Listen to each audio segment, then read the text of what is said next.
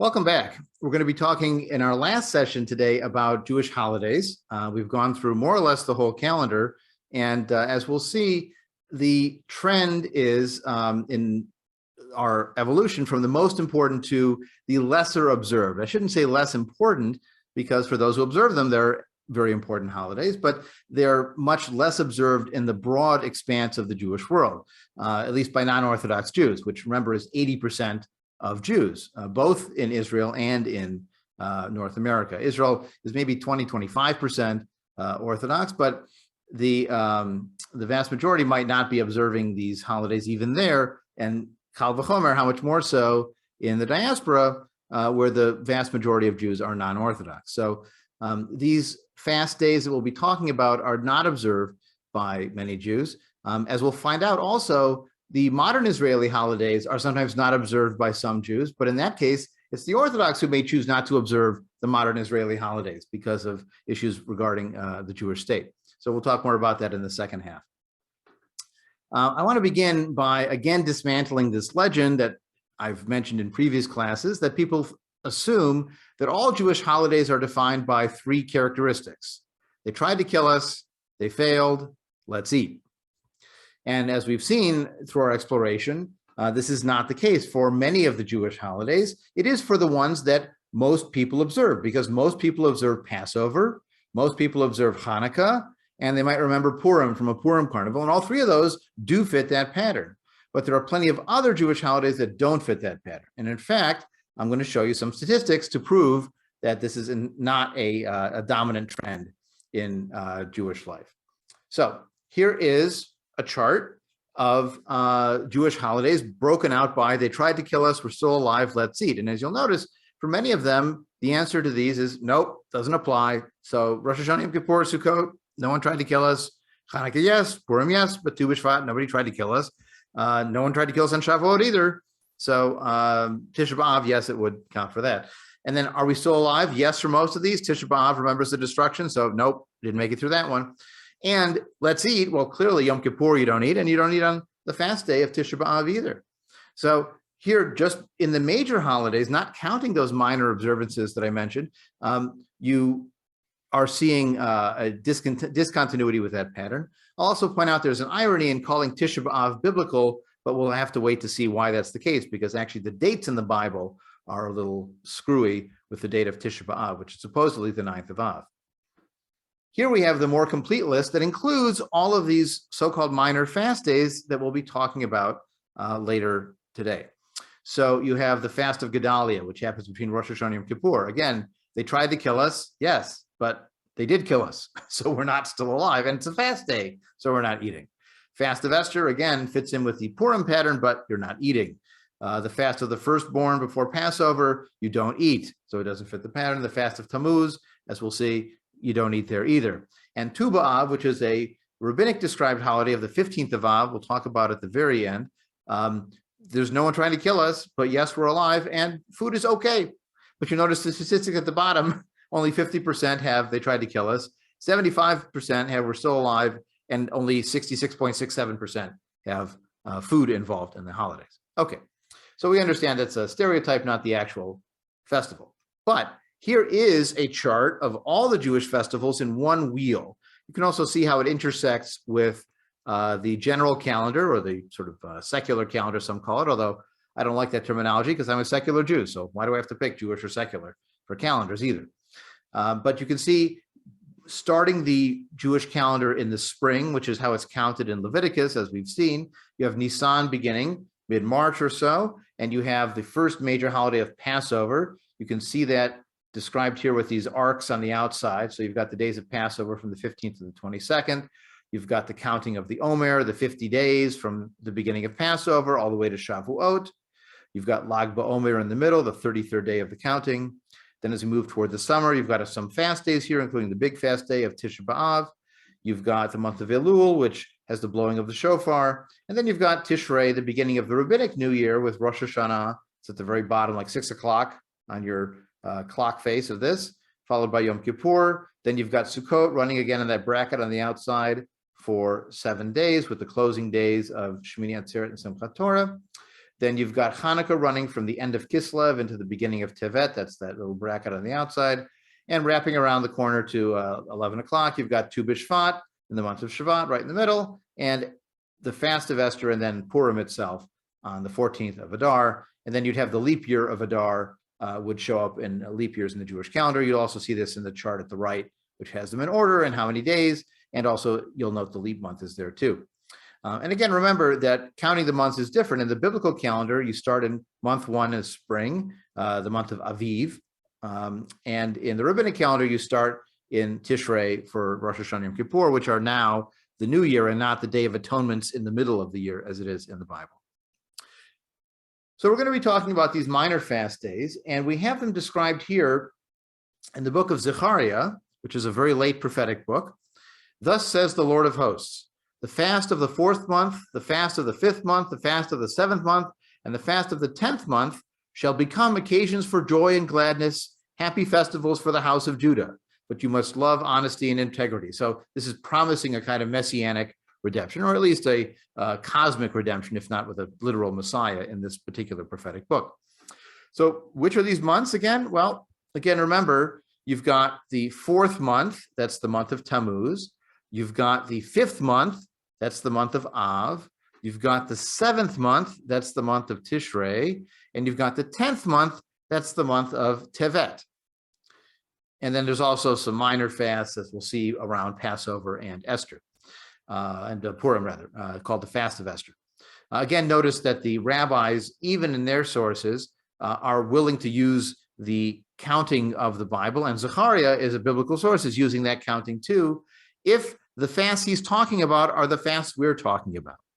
Because he simply describes the 4th and the 5th and the 7th and the 10th, but he doesn't say what they're for. He doesn't say why they're there. He doesn't give you a date. He just mentions a fast at some point in those months. So we don't really know if he's referring to exactly what the rabbis decide he's referring to as they create their calendar. But as we'll see, there are some biblical roots to some of these. Again, sometimes the dates get a little bit confused. So the first one was the fast of Tammuz. That's in the 4th month. And it's on the 17th day of Tammuz. If you read the Kitzur Shulchan Aruch, which is an anthology of Jewish law composed in the 19th century, but based on earlier sources, it gives you several reasons why the fast of Tammuz occurs on the 17th. It says 5 tragic events occurred on that day. The tablets of the covenant were broken by Moses. The continual daily sacrifices were abolished during the siege of Jerusalem. The Romans broke through the wall of Jerusalem during the destruction of the Second Temple. Although during the destruction of the First Temple, it was breached on the 9th of Tammuz, as it says in Jeremiah explicitly. But the destruction of the Second Temple, the breach was made on the 17th day of Tammuz, and the destruction of the Second Temple affects us more deeply. And in the Jerusalem Talmud, they made a mistake. Oops.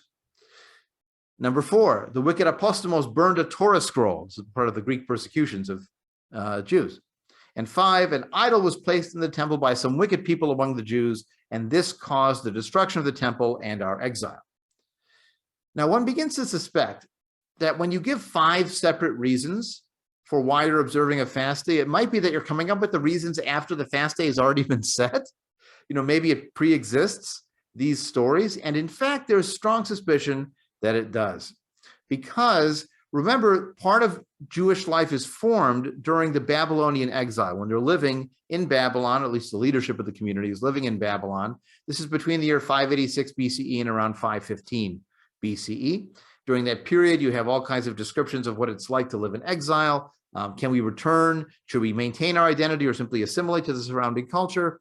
And there is clearly some assimilation to the surrounding culture. If by nothing else, you notice the names of Esther and Mordecai in the story of Purim that's set in the Eastern diaspora in Persia, in this case, are related to Ishtar and Marduk, which are Babylonian gods, even if they're not stories of the gods, and those are just their Babylonian names for being out on the street.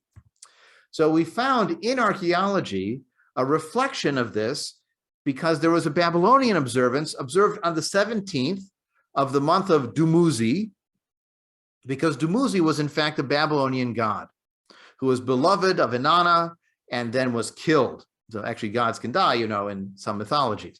And so the women of Babylon would bewail the death of Dumuzi in the middle of the month of Tammuz that was named after him. And remember, the Babylonian month names are adopted by the Hebrews, and so maybe some of the Babylonian observance days are adopted by the Hebrews too. Here, for example, you have a Mesopotamian clay tablet from the Amorite period, which dates back, 2000, 1600 BCE, long before there's records of any Hebrew civilization. And it's lamenting the death of this god, Tammuz. It's in the cuneiform writing, so it's a little bit hard to read to our eyes. And there's even an echo of this in biblical sources too. When the prophet Ezekiel, who is comforting Jews in the Babylonian exile, describes one of these events, it begins to ring true to what's going on. He brought me to the door of the gate of the Lord's house, which was toward the north. And behold, there sat women weeping for Tammuz. And then he said to me, have you seen this, O son of man? Turn yet again, and you will see greater abominations than these. So what's Ezekiel talking about here? He's saying that the Hebrews are following this non-Jewish practice of bewailing the death of this god. And it would have been this time. So I think it's rather likely that Jewish practice had already adopted this tradition of bewailing something during the month of Tammuz, and it became assimilated into Jewish life as this fast of Tammuz with these traditional reasons given for it. Now, was this what Zechariah was referring to? Was this something that already was happening by the time his stories and sayings are written? That's possible. Or it could be there was a different fast day that he was referring to, and then Jewish practice post-Babylonian exile picked up this bewailing Tammuz, and they, in the end, sort of kosherized it with this story about connecting it to the siege of Jerusalem. Another major fast that occurs in the summer, this is in the 5th month, is the fast of Av. And you may have heard of this. The name of it is the 9th of Av, Tisha B'Av. Tisha is 9 in Hebrew. Av occurs in the middle of the summer, and this one is deeply connected to the destruction of the temple in Jerusalem. And the claim is made that the temple in Jerusalem was destroyed on the exact same date, both the first temple and the second temple, one in 586 BCE by the Babylonians and one in 70 of the Common Era by the Romans. Again, the odds of this happening on the exact same date, I'll spoil it for you, they're about 1 in 365. Okay, or 355 if you're counting the Jewish calendar. But again, it's unlikely that it actually happened that way, even based on the biblical sources about it. So let me explain. There are certain passages of the historical narrative that appear in multiple sources, even in the Bible. And one of them is the destruction of Jerusalem, which appears both in 2 Kings and also in the book of the prophet Jeremiah. And there's a slight discrepancy in terms of when the disaster happened. So according to 2 Kings, in the 5th month, on the 7th day of the month, which was the 19th year of King Nebuchadnezzar, the servant of the king of Babylon came to Jerusalem. He burned Yahweh's house, the king's house, all the houses of Jerusalem he burned with fire. So according to 2 Kings chapter 25, it's the 7th day of the 5th month, the 7th day of Av, when everything is destroyed, including the temple. But if you read Jeremiah chapter 52, now in the 5th month, on the 10th day of the month, which was the 19th year of King Nebuchadnezzar, he burned Yahweh's house, the king's house, all the houses of Jerusalem he burned with fire. I mean, it's almost a quote, except the date is different. Now, which one is right? Well, Josephus, in his retelling of the destruction of Jerusalem in this period, when he's looking back at what he calls the antiquity of the Jews, Josephus, who's a 1st century of the Common Era Jewish historian, claims it happened on the 10th. He's following Jeremiah's date. But the rabbis are in an odd position where they don't want to say either one is wrong. You know, this happens all the time where two rabbis disagree on something, so you find a compromise. There's an argument over how many cups of wine should you have on Passover. Should it be 4 or 5? And the answer is you pour 5, but you drink 4. And that's the origin of the Elijah's cup, as the cup that you pour, but you don't drink, or at least you don't drink till the kids aren't looking and then somebody slams it. In this case, you have the disagreement of the sources, and so the rabbis find a way to harmonize it. The fire began on the 7th day, reached the Holy of Holies at its peak on the 9th, and smoldered out by the beginning of the 10th. So you see, we can observe it on the 9th of Av and it's consistent with both sources and the natural course of things. Of course, fires take a while to burn and to burn through large buildings. So that's the rabbinic solution that leads us to the 9th of Av, and that's why I said earlier, calling it biblical is a little bit sketchy because the dates in the Bible don't match, neither one of them match the 9th of Av. The next fast day, which is in the month of Tishrei, that's again the New Year's month, is called the Fast of Gedalia. Now, the Fast of Gedalia supposedly recalls this person named Gedalia, who was, as we'll see, a governor appointed by the Babylonians. You can see after the base of Mikdash, which means the temple was destroyed, Nebuchadnezzar left him in Eretz Yisrael, appointed him governor over Israel, because Gedalia was assassinated. All Jews were exiled, thousands of them killed, thus the last ember of Jewish hope died. So the claim is Gedalia was the governor appointed by the Babylonians. He was assassinated by Jews. It led to repression. And so it was a disaster. And that's why we fast on this day. By the way, right after the second day of Rosh Hashanah, because you've got the first of Tishrei is Rosh Hashanah. The second of Tishrei is the second day for the diaspora of Rosh Hashanah. And then you've got this fast day, the Fast of Gedalia. However, when you read about Gedalia in 2 Kings, it makes you wonder, why are they mourning his loss? King Nebuchadnezzar of Babylon put Gedalia, son of Ahikam, son of Shaphan, in charge of the people whom he left in the land of Judah. So Gedalia is a puppet. He's the Babylonian puppet king that's put in charge to keep the people orderly. He's a collaborator. He's a quisling. And so the officers of the troops, they heard that Gedalia had been put in charge. They came to him at Mitzpah with Ishmael, son of Netaniah, Yochanan, and Sariah, and so on. Gedalia reassured them and their men, saying, "Do not be afraid of the servants of the Chaldeans. Stay in the land, serve the king of Babylon, it will go well with you." Right? Be a client state. Be quiescent. But in the 7th month, remember the 7th month, the month of Tishrei, counting biblical style. In the 7th month, Ishmael, who was of royal descent, came with 10 men, and they struck down Gedalia, and he died. And they also killed Judeans and Chaldeans present with him at Mitzpah, and all the people and the officers of the troops set off and went to Egypt because they were afraid. So they killed him, and then they flee to Egypt, and the people left in the land have to deal with the consequences. But does Gedalia sound like someone that should have a fast day declared after him? This quisling collaborator, puppet king of the Babylonians? I mean, maybe he was a nice guy. I don't know. But it seems to be an odd choice for a fast, to name a fast after this one. And then finally, you have a fast on the 10th of Tevet, which is described as the beginning of the siege of Jerusalem. And this one actually has some basis to it because, as it says in 2 Kings, in the 10th day of the 10th month, Nebuchadnezzar moved and besieged the city and built towers against it. And just as the Shulchan Aruch points out, the 10th day is a fast day because the king laid siege to it and crushed it, and this led to the destruction of the temple. So the beginning of the fast day is worth marking.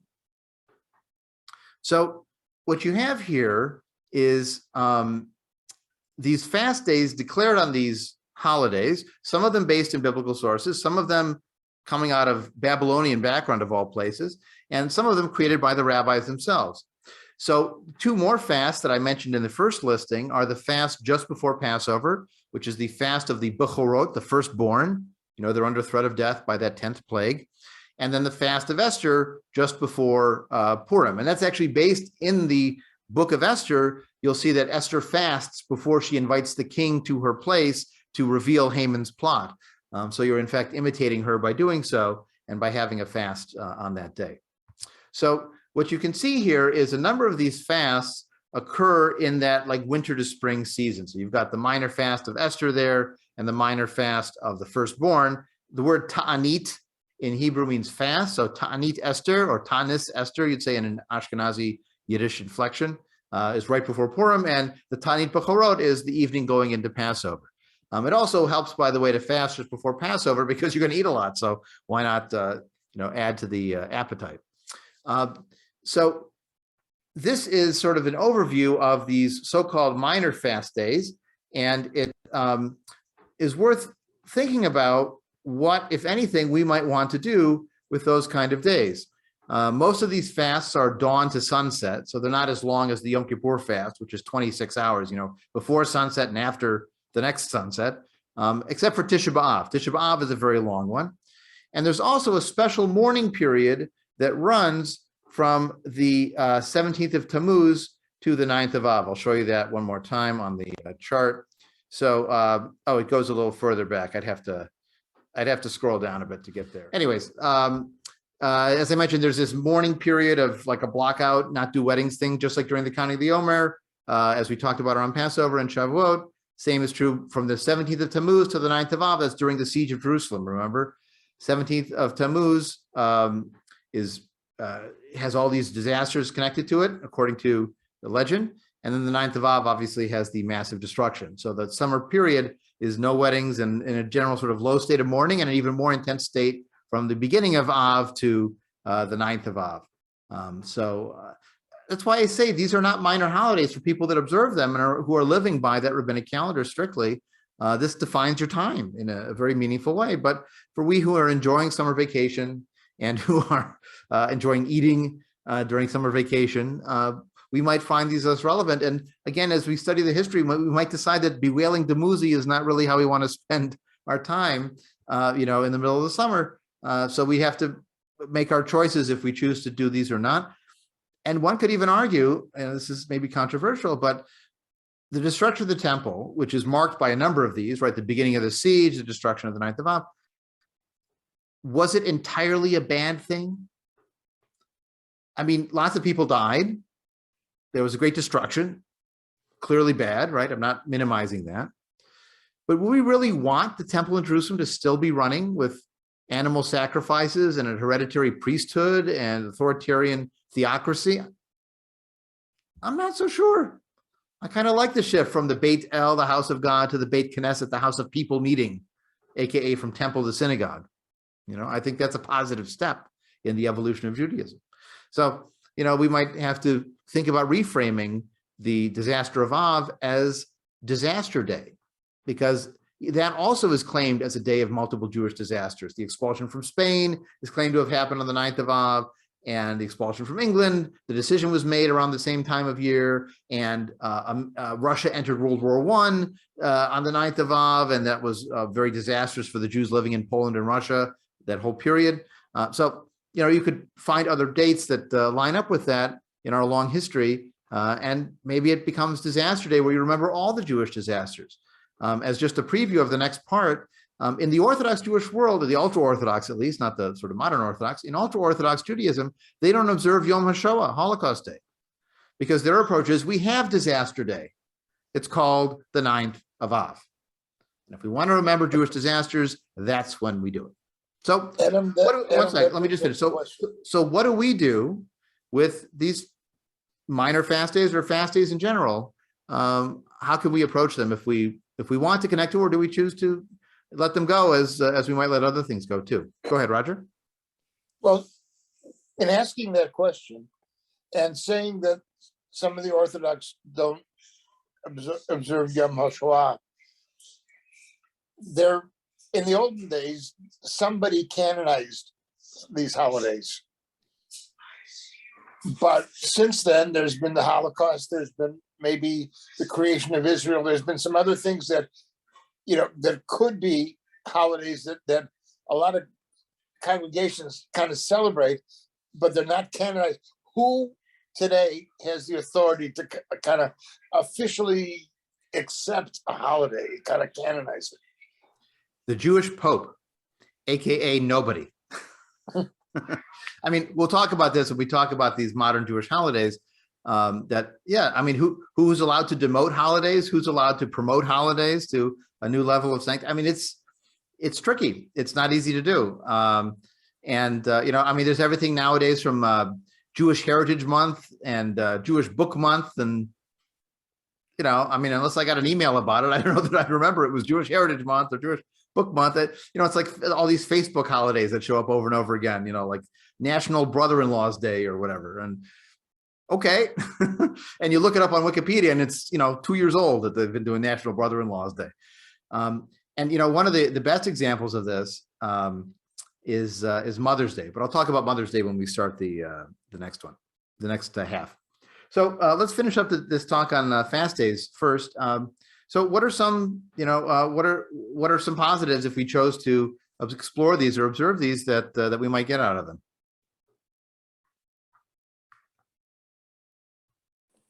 Anyone want to take a stab? Yeah, James.